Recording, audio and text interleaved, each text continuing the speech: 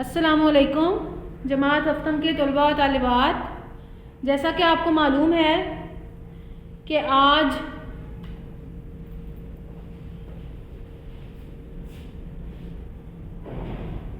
है 9 जनवरी 2024 और इस्लामी महीने की क्या डेट है? आज तारीख क्या है? 26 जमात-ए-उल-सानी 1445 हिजरी। आज का दिन क्या है हमारा? मंगल, बिल्कुल ठीक। और इस्लामी लिहाज से दिन को हम लिखेंगे क्या? यौमुल सलासा। ठीक, शाबाश, यौमुल सलासा। ठीक है। आज का हमारा मौजू है हुब्बुल वतनी और उसका उन्वान क्या है? पाकिस्तान। पाकिस्तान। हमने आज नया सबक शुरू करना है, नए मौजू के साथ नया सबक हम शुरू करेंगे आज, जिसका उन्वान क्या है? पाकिस्तान। पाकिस्तान। ठीक है। जैसा कि हमने पिछले सबक में पढ़ा था नज़म मुर्ग मरहूम के बारे में। ठीक है, मुर्ग मरहूम के बारे में हमने क्या पढ़ा था? नज़म मुर्ग मरहूम के बारे में हमने क्या किया था? तशरीह की थी, बंद की। तो अब हम उसकी थोड़ी दोहराई करेंगे, थोड़े से सवालात मैं आपसे पूछूंगी, आपने उनके जवाब देने हैं। सबसे पहला सवाल है जी, नज़म मुर्ग मरहूम के शायर कौन हैं? कौन बताएगा मुझे? हुज़ैफा, आप बताएं। नज़म मुर्ग मरहूम के शायर कौन है? बिल्कुल ठीक, उसके शायर का क्या नाम है? असद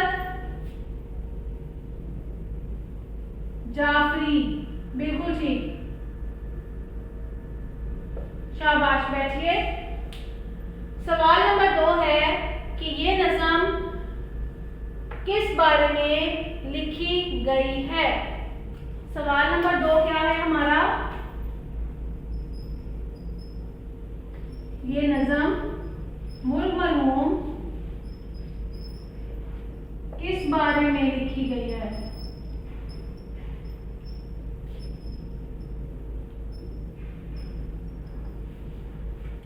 इसका जवाब कौन बताएगा मुझे? जी फातिमा, आप बताएं। ये नज़म किस बारे में लिखी गई थी, यानी किस अंदाज में लिखी गई थी? बिल्कुल ठीक, ये नज़म ठीक है मुर्गे के गम में लिखी गई, यानी कि शायर का मुर्गा था, वो उससे जो है दूर चला गया, यानी कि मर गया, तो उसके गम में क्या लिखी उसने? ये नज़म लिखी। मुर्ग मरहूम की याद में लिखी गई। ठीक है। अब हम बैठ जाएं, फातिमा, शाबाश। अब हम अपना अगला सबक शुरू करेंगे, जिसका उन्वान है हमारा। अब हम अपने अगले सबक के बारे में पढ़ेंगे, जिसका मौजू है हुब्बुल वतनी। हुब्बुल वतनी से क्या मुराद है? कौन मुझे बताएगा? जी हुज़ैफा, आप बताएं, हुब्बुल वतनी से क्या मुराद है? बिल्कुल ठीक, हुब्बुल वतनी से मुराद है वतन से मोहब्बत। हुब का मतलब है मोहब्बत, अलवतनी मतलब वतन से, तो इसका मायने क्या होगा? वतन से मोहब्बत। बिल्कुल ठीक, शाबाश। हमारा आज का उन्वान है पाकिस्तान। पाकिस्तान, यानी कि हम पढ़ेंगे इस सबक में अपने मुल्क पाकिस्तान के बारे में, कि उसमें क्या क्या वसाइल पाए जाते हैं, हम उसको कैसे इस्तेमाल कर सकते हैं, और बिल्कुल ठीक, पाकिस्तान में कौन से इदारे जो हैं वो काम कर रहे हैं। उनके बारे में हम पढ़ेंगे। इसके लिए कुछ अहम निकात हैं, मैं आपके साथ जो है वो आपको बताऊंगी। इस सबक में हमने क्या पढ़ना है, अहम निकात कौन से हैं वो मैं बता रही हूँ आपको यहाँ पर लिख के। अहम निकात नंबर 1, सबसे पहले हम पढ़ेंगे इस सबक में किसके बारे में, कुदरती वसाइल के बारे में। नंबर 2,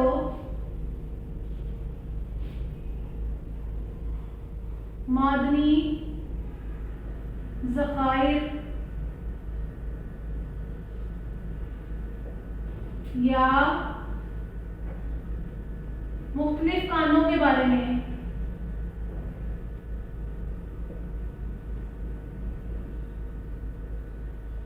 नंबर 3,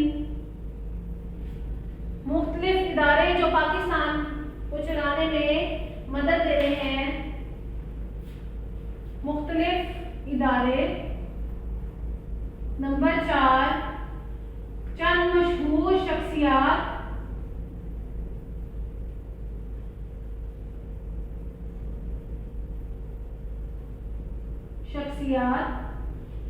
ठीक है, जिन्होंने पाकिस्तान की खिदमत में बहुत से कारनामे अंजाम दिए, उनके बारे में पढ़ेंगे। और चंद कदीम तहजीबों के बारे में।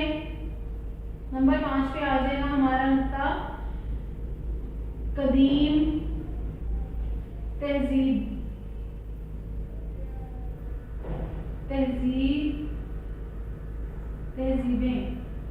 ठीक है, मुख्तलिफ इलाकों की मुख्तलिफ कदीम तहजीबें, इनके बारे में पढ़ेंगे। और यानी कि हम सूबों के बारे में पढ़ेंगे कि मुख्तलिफ इलाकों की मुख्तलिफ तहजीबें होती हैं, उनके बारे में हम इसमें पढ़ेंगे। सूबे, ठीक है। इस सबक में हमने क्या क्या पढ़ना है, सबसे पहले नंबर पे है कुदरती वसाइल, फिर दूसरे नंबर पे है मादनी ज़खायर यानी कि मुख्तलिफ खाने, जो वो चीज़ें जो हम कान से खोद कर निकालते हैं उनको पढ़ेंगे। मुख्तलिफ इदारे यानी कि पाकिस्तान को चलाने में कौन कौन से इदारे शामिल हैं, कि कौन कौन से इदारे जो हैं पाकिस्तान को चला रहे हैं। नंबर 4 पे है मशहूर शख्सियात जिन्होंने पाकिस्तान की खिदमत में नहायत अहम कारनामे सर अंजाम दिए, उनके बारे में हम पढ़ेंगे सबक में। और चंद मुख्तलिफ कदीम तहजीबें पढ़ेंगे कि मुख्तलिफ सूबों की मुख्तलिफ तहजीबें हैं, उनके रहन सहन का, उनके खाने का तरीका, पहनने का, सब जो क्या है मुख्तलिफ है। और कुछ जो है पुरानी रिवायात के बारे में हम पढ़ेंगे इस सबक में। अब हम अपनी पढ़ाई शुरू करते हैं।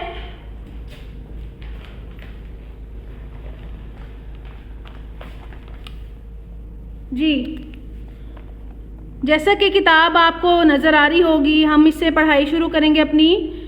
पाकिस्तान एक बेइंतहा खूबसूरत और कुदरती वसाइल से मालामाल मुल्क है।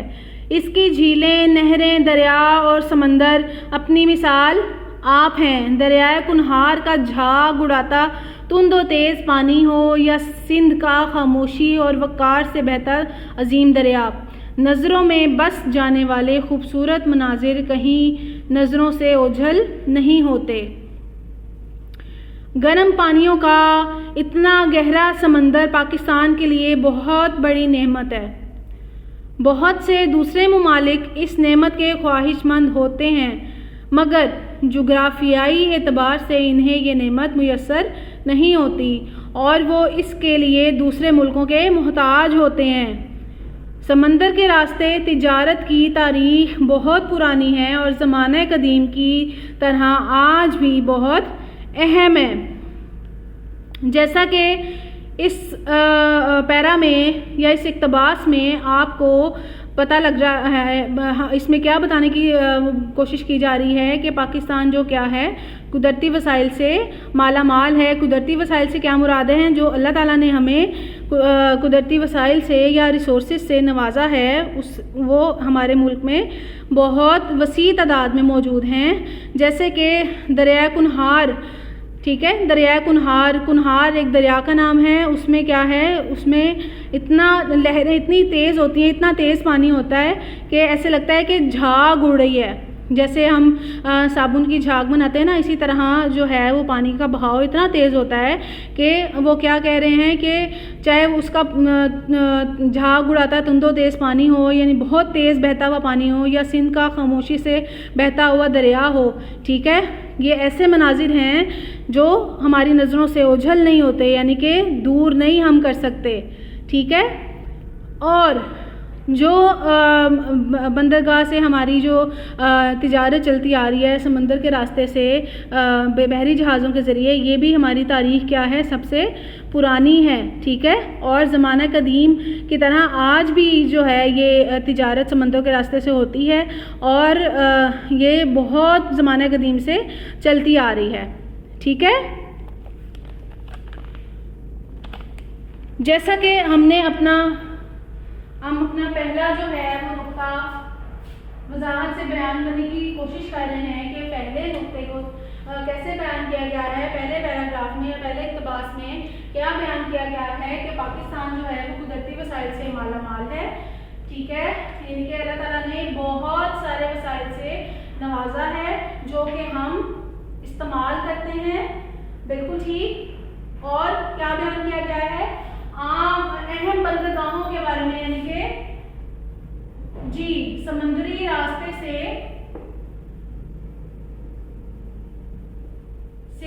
जो तिजारत होती है वो भी ज़माने कदीम से चलते आ रहा है, बिल्कुल ठीक, शाबाश।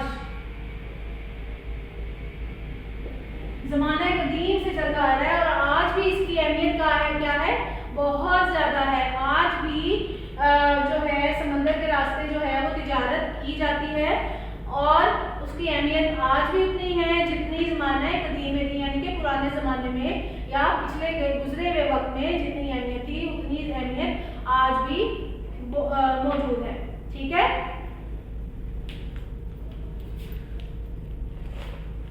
अगले इक़्तिबास में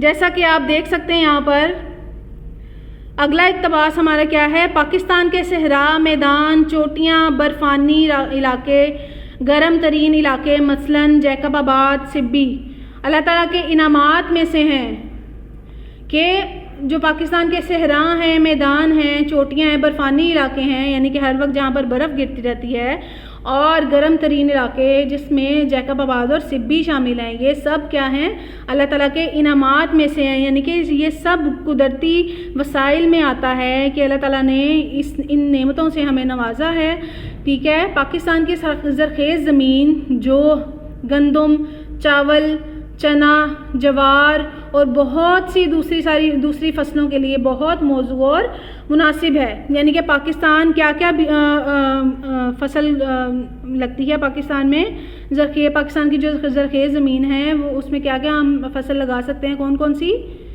बिल्कुल ठीक, जो गंदम, चावल, चना और बहुत सी दूसरी फसलें जो हम बहुत सी ज़मीन के लिए बहुत मौजू और मुनासिब है, ठीक है। फलों के लिए आबो हवा का मुवाफ़िक होना एक बहुत बड़ी नेमत है, यानी कि मुवाफ़िक होना मतलब कि उसके मुताबिक होना, ठीक है। आबो हवा का उस फलों के मुताबिक होना, फलों की पैदावार के मुताबिक होना हवा का बहुत बड़ी नेमत है। मैदानी गर्म इलाके आम और खजूर के बागात से भरे हुए हैं, और सर्द पहाड़ी इलाके अखरोट, बादाम, आलू बुखारे, खुबानियों और दूसरे मेवेजात के लिए मौजू हैं। दीगर फलों की भी इतनी ज़्यादा और इस कदर लजीज इकसाम बहुत कम ममालिक में पाई जाती हैं। मिसाल के तौर पर अंग्रेज़ी में ऑरेंज कहलाए जाने वाले फल की जितनी इकसाम पाकिस्तान में हैं कहीं और नहीं। माल्टा, संतरा, मौसमी, किन्नू, फ्रूटर और इसकी मिसालें हैं, ठीक है। ऑरेंज की कई मिसालें, यानी कि इनकी फैमिली है आप कह सकते हैं, ठीक है। ये एक ही ख़ानदान के फल हैं, कौन कौन से, माल्टा, संतरा, मौसमी, किन्नू, फ्रूटर, बिल्कुल ठीक। जैसा कि आजकल जो है मौसम सरमा का जो है वो दिन चल रहे हैं, इसमें ख़ास तौर पर ये फल जो हैं वो पाए जाते हैं कौन कौन से? जी मुस्तफ़ा, बिल्कुल ठीक आपने बोला, बिल्कुल ठीक। माल्टा, मौसमी, संतरा, किन्नू, फ्रूटर इसमें शामिल हैं, बिल्कुल ठीक, शाबाश। यानी कि जी आप थोड़ा और बताएंगे कि इस पैरा में क्या लिखा हुआ है? बिल्कुल ठीक कि बर्फ़ानी इलाके, यानी कि वो इलाके जहाँ पर बर्फ़ गिरती रहती है और वो इलाके जहाँ हर वक्त गर्मी रहती है, यानी कि गर्म जो इलाके हैं पाकिस्तान के, वो भी बहुत बड़ी नेमत है, मतलब कि एक कुदरती वसाइल का हिस्सा है, यानी कि अल्लाह ताला ने हमें ऐसी नेमतों से नवाजा है, बिल्कुल ठीक, जिनका शुक्र किए बगैर हम नहीं रह सकते, शाबाश। अच्छा जी, अब हमारा अगला जो है वो नुक्ता हम इसको बयान करेंगे, वो क्या है? मादनी ज़खायर। मादनी से क्या मुराद है आपका? कोई मुझे बताएगा? जी अलवीना आप बताएं, मादनी से क्या मुराद है? ऐसी चीज जो हम खोद के निकालते हैं, यानी कि कोई धात या पत्थर, ठीक, बिल्कुल ठीक। मादनी से क्या मुराद है? जो वो चीज जो खोद कर निकाली जाए, कहां से? बिल्कुल ठीक, कान से,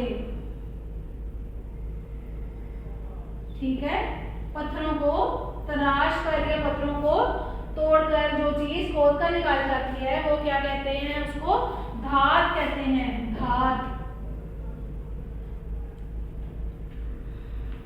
ठीक है। तो अब हम मादनी ज़खायर के बारे में पढ़ेंगे।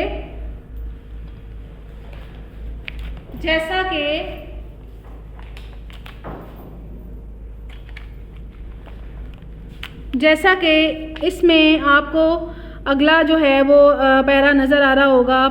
पाकिस्तान के पहाड़ कुदरती मादनियात से माला माल हैं। संगे मरमर और बहुत से कीमती पत्थर, हीरे और ज़मुर्द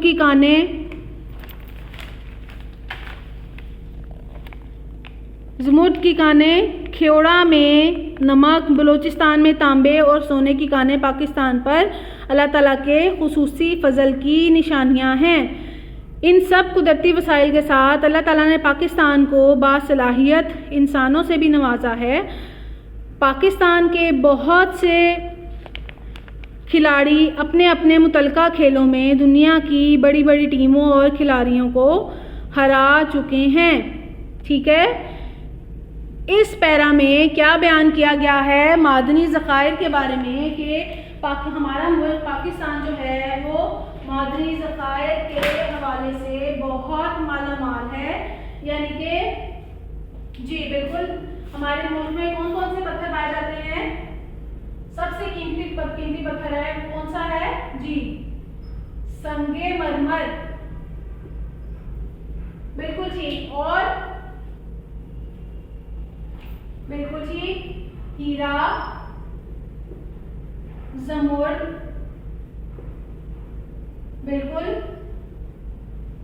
ऐसे कीमती पत्थर हमारे मुल्क में पाए जाते हैं जो हम खोद के कानों में, यानी कि पत्थरों को खोद के पहाड़ों में से हम निकालते हैं। कौन कौन सा पत्थर है कीमती? कौन सा है? संगे मरमर, हीरा और ज़मुर्द, ठीक है। इसके अलावा इस पैरा में बताया गया है कि बहुत सी और कानें भी जो हैं वो पाकिस्तान में मौजूद हैं, जैसा कि ख्योड़ा में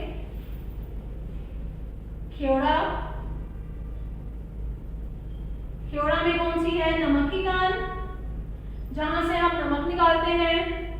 बलूचिस्तान में कौन सी है? बलूचिस्तान में है तांबे की, बिल्कुल ठीक, यहां से हम तांबा जो है वो बरामद करते हैं। और सोने की कान भी बलूचिस्तान में ही पाई जाती है, ठीक है। तो हमारे मुल्क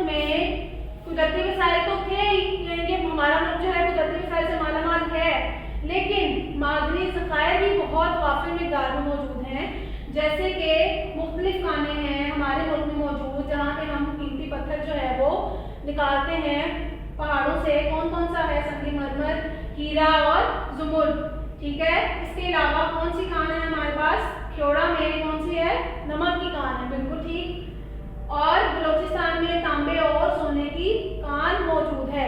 ठीक है, जिससे हम अपने मुल्क के लोगों को फायदा पहुंचा रहे हैं, बिल्कुल ठीक। अब अगला हमारा नुक्ता क्या है? तीसरा, अब हम बात करेंगे मुख्तलिफ मशहूर शख्सियात के बारे में।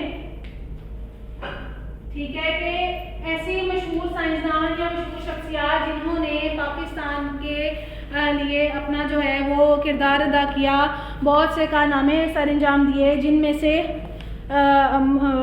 से कुछ एक जो साइंसदान हैं उनके नाम जो हैं वो सर फहरिस्त हैं। इस इक़्तिबास में सबक के हम इसको पढ़ेंगे। जैसा कि आपको यहाँ पे नज़र आ रहा होगा, किताब का सफ़ा है, यहाँ से हम शुरू करेंगे। अगला, अज़ीम साइंसदान सलीमुज़्ज़मा सिद्दीकी, डॉक्टर अब्दुल कदीर ख़ान और बहुत से बासलाहियत इंसान यहाँ की शहरियत रखते हैं। अब्दुल सत्तार ईदी और इंसानों की फलाह बहबूद के लिए काम करने वाली बहुत सी ऐसी हस्तियाँ इस सरज़मीन पाक से निकली हैं, जिस के पाए को कोई दूसरा दुनिया में नहीं है, यानी कि जिनके जैसा दुनिया में कोई नहीं है।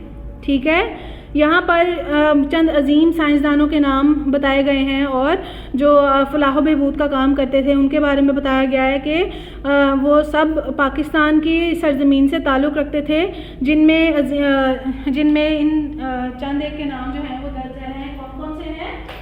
अजीम साइंसदान, सबसे पहले हम साइंसदानों के नाम लिखेंगे जिन्होंने पाकिस्तान के लिए जो है वो बहुत अहम काम जो है सर अंजाम दिए। ठीक है, सबसे पहले कौन थे? सलीमुज़्ज़मा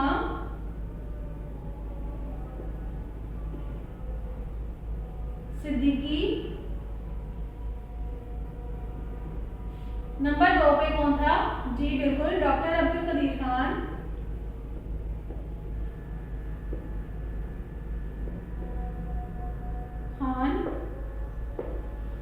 और नंबर 3 पे हैं अब्दुल सत्तार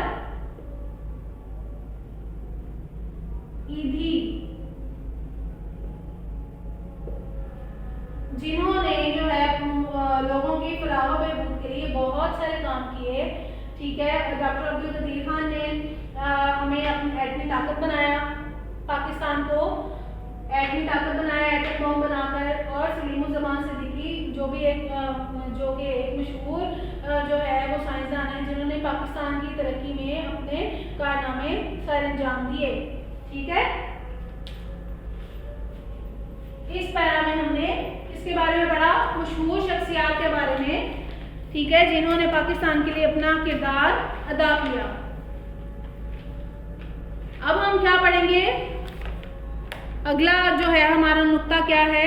कदीम तहजीबें। कौन सा है नुक्ता हमारा? कदीम तहजीबें। मतलब कि हम पाकिस्तान के मुख्तलिफ सूबों के बारे में पढ़ेंगे। ठीक है, जैसा कि आपको मालूम है, कितने सूबे हैं? कौन बताएगा मुझे पाकिस्तान के? जी आप बताएं। बिल्कुल ठीक है, 4 हैं। कौन कौन से? पंजाब, सिंध, बलूचिस्तान और खैबर पख्तूनख्वा। ठीक है, इन सूबों की मुख्तलिफ तहजीबों के बारे में पढ़ेंगे अब हम, और जो चंद कदीम जो है पुरानी रिवायात हैं उनके बारे में हम आगे इक़्तिबास में पढ़ेंगे। शाबाश, बैठिए।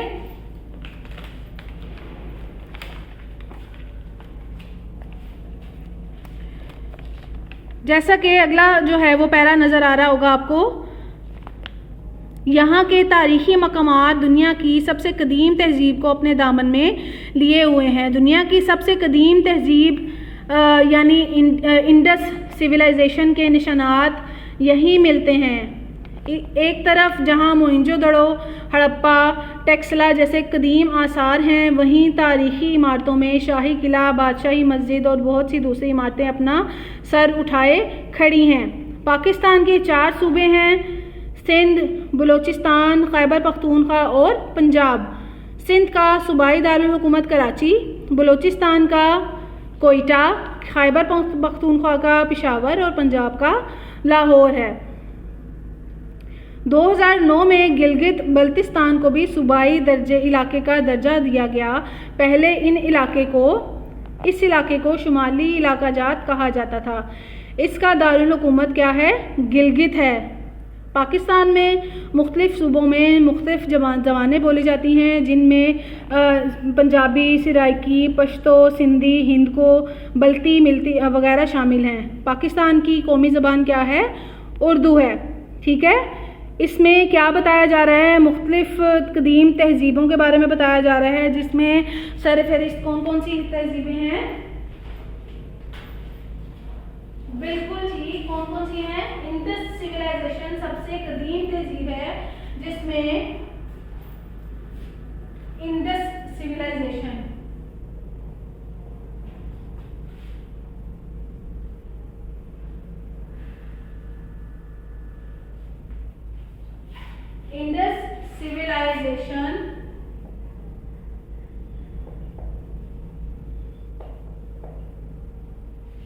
ठीक है, कदीम तहजीब है, जिनमें क्या आ जाता है? मोइंजोदड़ो, बिल्कुल ठीक,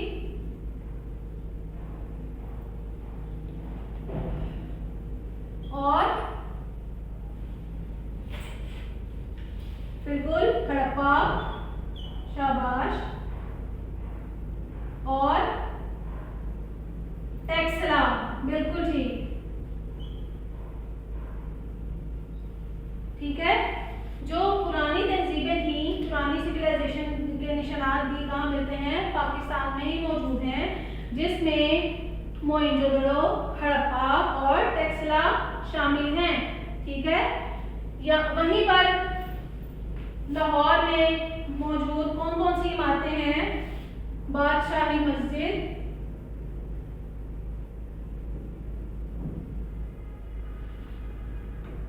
शाही किला,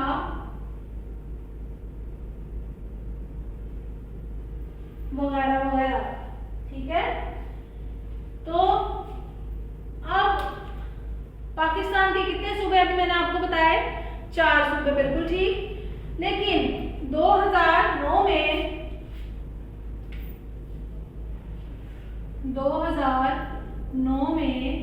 गिलगित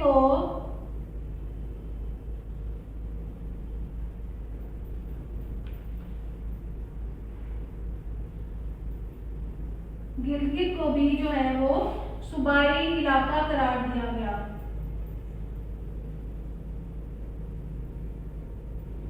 ठीक है, गिलगित को भी जो है वो सूबों का हिस्सा करार दिया गया, यानी कि सूबाई इलाका करार दिया गया। जी ठीक है, जिसमें पहले इसको क्या कहा जाता था? गिलगित को शुमाली इलाका जात में शामिल किया जाता था, लेकिन 2009 में जो है वो तब्दीली आई और गिलगित को क्या किया? एक सूबे का दर्जा दे दिया। ठीक है, मुख्तलिफ सूबों में जो है मुख्तलिफ बोलियां या मुख्तलिफ ज़बानें बोली जाती हैं। जैसे पंजाब में पंजाबी बोली जाती है। ठीक है, सिंध में सराइकी, खैबर पख्तूनख्वा में पश्तो, ठीक है, और हिंदको और गिलगित में बल्ती बोली जाती है। ठीक है, ये मुख्तलिफ ज़बानें जो हैं वो मुख्तलिफ सूबों में बोली जाती हैं। लेकिन हमारी कौमी ज़बान क्या है? वो आप सबको मालूम है कि क्या है हमारी कौमी ज़बान? बिल्कुल ठीक, हमारी कौमी ज़बान है उर्दू। अब हमारा जो आखिरी एक नुक्ता रह गया है, उसके बारे में हम पढ़ेंगे और हम अपने सबक का इख्तिताम करेंगे। सबसे आखिरी जो हमारा नुक्ता क्या है? इदारे, यानी कि कौन कौन से इदारे हैं जो पाकिस्तान में चल रहे हैं, जिनकी बदौलत जो है वो हमारा मुल्क जो है वो चल रहा है। कौन कौन से इदारे हैं, उनके हम नाम लिख लेंगे।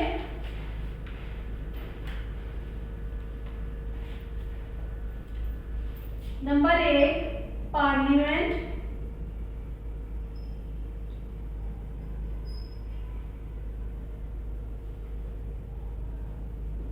नंबर 2 अदलिया,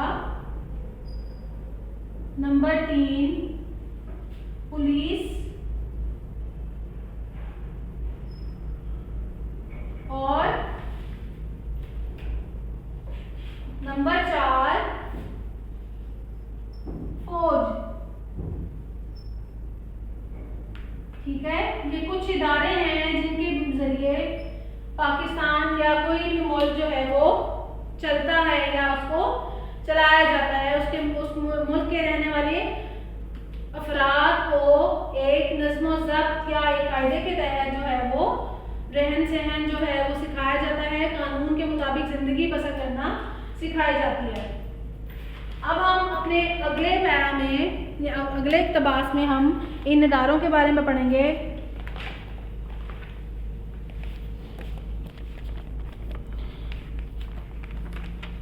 जैसे कि यहाँ पर आपको उन्वान नज़र आ रहा होगा पाकिस्तान के इदारे। सबसे पहला है पार्लियामेंट। ये पाकिस्तान की कानून साज असम्बली है।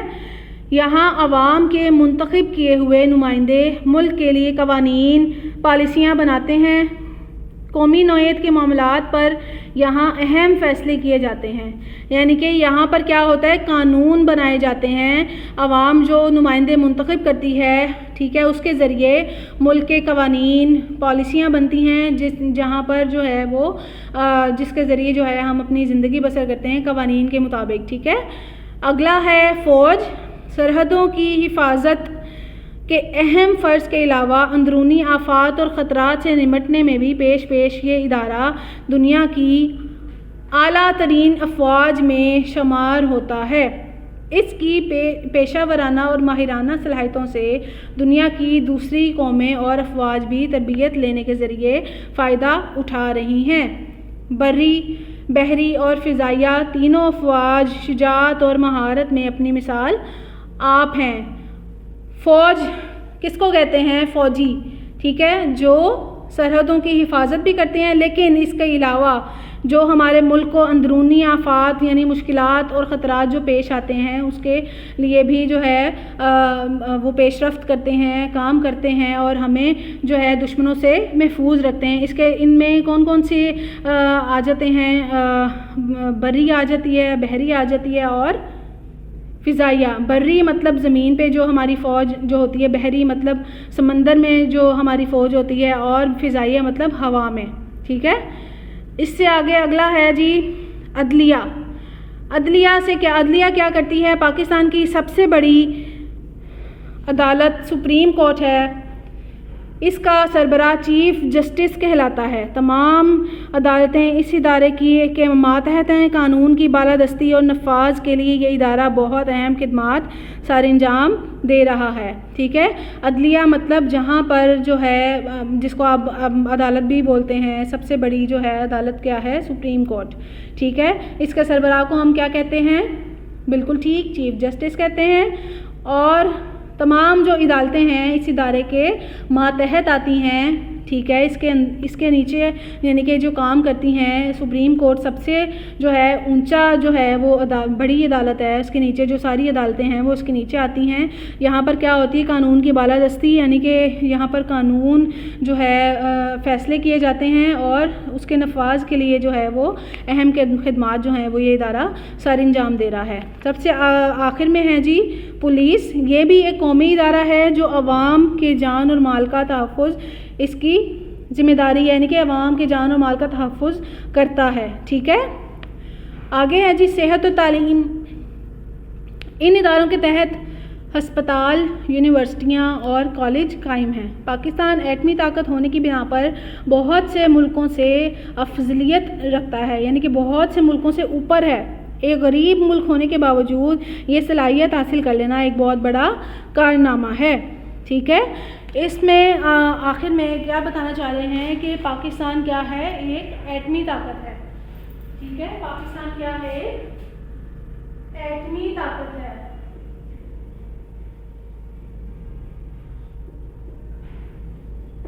ठीक है। और एटमी ताकत बनाया किसने?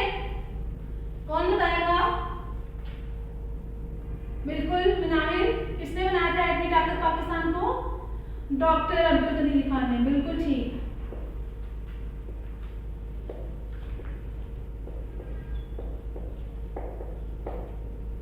शाबाश, डॉक्टर अब्दुल कदीर खान ने। अब आखिर में इस सबक के आखिर में इख्तिताम में जो है क्या बताया जा रहा है कि बेशक पाकिस्तान जो है बहुत एटमी ताकत है और कई मुल्कों से बहुत जो है वो फजीलत रखता है, यानी कि कई मुल्कों से बहुत ऊपर है कि वो एटमी ताकत है। ठीक है, हमारी ये ताकत है और हमें एटमी ताकत किसने बनाया था? डॉक्टर अब्दुल कदीर खान ने। जैसा कि हमने सारे जो अपने निकात जो हैं वो पढ़े हैं आज के सबक में, पढ़ाई की और उसके जो हमने इसको समझा।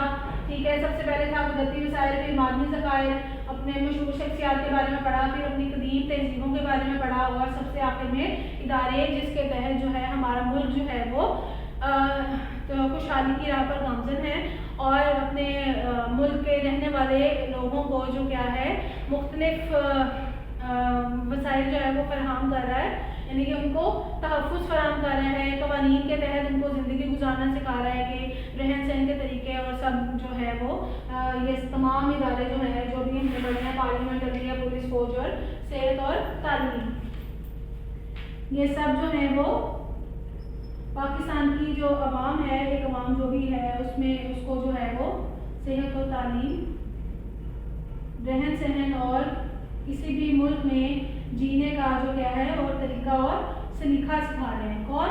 ये इदारे। ठीक है, अब हम अपने सबक का इख्तिताम करेंगे कुछ सवालों के साथ। मैं कुछ सवाल पूछूंगी आप सबसे, जो आप जवाब देंगे कि जी आया आपको समझ लगी है या नहीं। सबसे पहला सवाल है कि पाकिस्तान के मशहूर दरियाओं का जिक्र किया गया है इस मजमून में या इस सबक में, वो कौन कौन से हैं? जी कौन बताएगा मुझे, कौन कौन से हैं?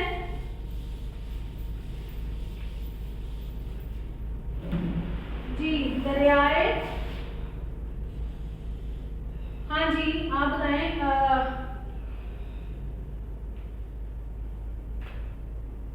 रबिया आप बताएं, बिल्कुल। क्या कौन से दरिया के बारे में बताया गया है? दरियाए कुन्हार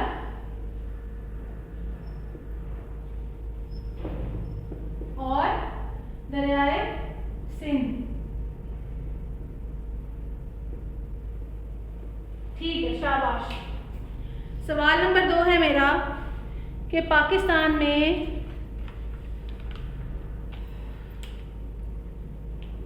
मशहूर कौन कौन से खुश्क मेवाजात कौन कौन से ज़्यादा मशहूर हैं, उनके नाम कौन बताएगा? खुश्क मेवाजात कहाँ पाए जाते हैं और कौन कौन से हैं? जी अलवीना, बिल्कुल ठीक। सर्द इलाके में मतलब पहाड़ी इलाके में, बिल्कुल ठीक बोला आपने। पहाड़ी इलाके में कौन कौन से हैं खुश्क मेवाजात के नाम बताएंगी? जी अखरोट, खुबानी, बिल्कुल, और कौन सा है? अखरोट, खुबानी और बिल्कुल आलू बुखारे और बादाम। शाबाश, बैठे। सवाल नंबर 3 है